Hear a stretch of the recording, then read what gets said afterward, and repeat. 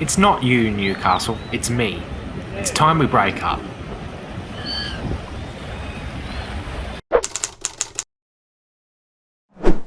The last 8 months together have been special. There's a certain charm to Newcastle that's hard to explain if you've never been there. Newcastle manages to have this blend of cosmopolitan, fancy places to live, eat and relax, but also plenty of honest, simple and no-frills options. To be honest, it's quite refreshing. The same also goes with heritage. The city manages to do a really nice job of allowing modern designs and historical ones to coexist. A balance that many other cities failed to strike. So if you're too lax on heritage controls, you risk not being able to preserve important heritage items. But if you're too tough, people will intentionally let heritage items fall into disrepair so that they can be bulldozed and start afresh. Staying local around Newcastle over the last couple of months gave me a great opportunity to really appreciate the finesse that's required to achieve the balance between heritage and modern buildings.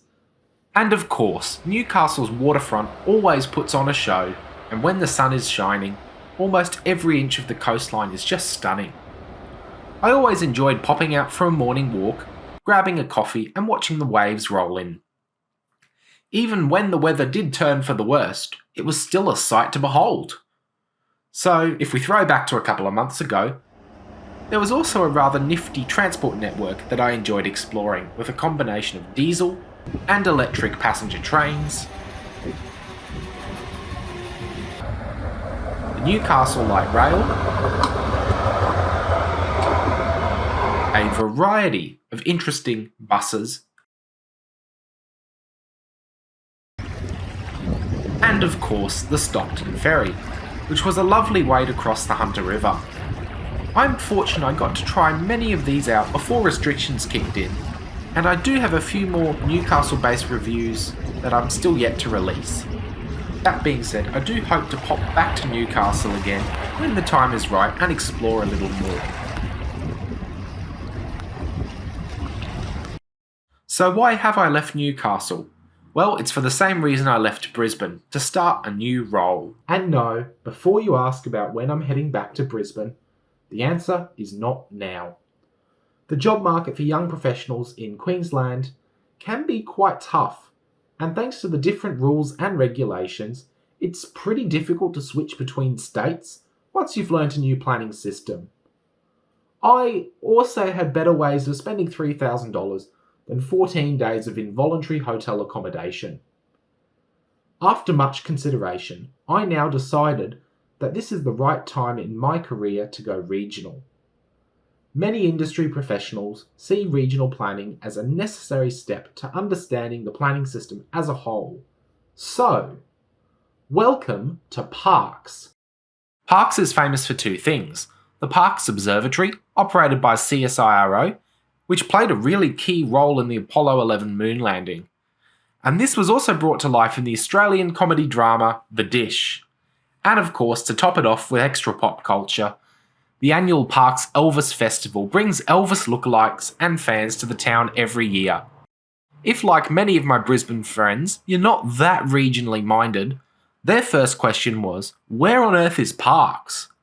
So Parkes is roughly an hour south of Dubbo and an hour west of Orange and sits on the Newell Highway. This is a popular road for travel between Brisbane and Melbourne and sits on the western side of the Great Dividing Range, which separates the burbs from the bush. So if you've noticed I've been a little bit more absent than usual on talking planning, it's because I've spent the last couple of weeks packing boxes and moving. In the span of 4 days I rented a truck, packed it and unpacked it, drove it 1,000 k's from Newcastle to Parkes and back, did a full bond clean of my apartment in Newcastle, and then drove back to Parkes in the Gulf. Both the rental truck and the Golf collected a healthy number of bugs on the trip too. And yes, that really takes it out of you, so I'm just glad I don't live on one of Newcastle's steepest streets anymore. So I made the move out west for a transport planning role, and I think there'll be plenty to talk about here, even if there aren't a heap of public transport networks in small regional towns. Who knows, it might even reinvigorate some energy for the actually talking planning videos that I occasionally release. For starters, many regional towns are surprisingly walkable, and while longer distance trips almost always necessitate access to a car, or trying your luck on regional coach services and long distance trains, things like shops and basic facilities are often closer to the town centre than in suburbs in a major city. Further, smaller communities often band together, and this allows for really interesting initiatives that probably wouldn't get the green light in larger cities, like these parklets, which convert some car spaces into seating and dining areas.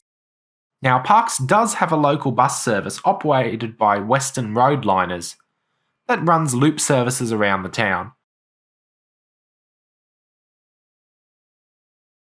And they seem to be pretty keen on Old Henos and Dennings more recently.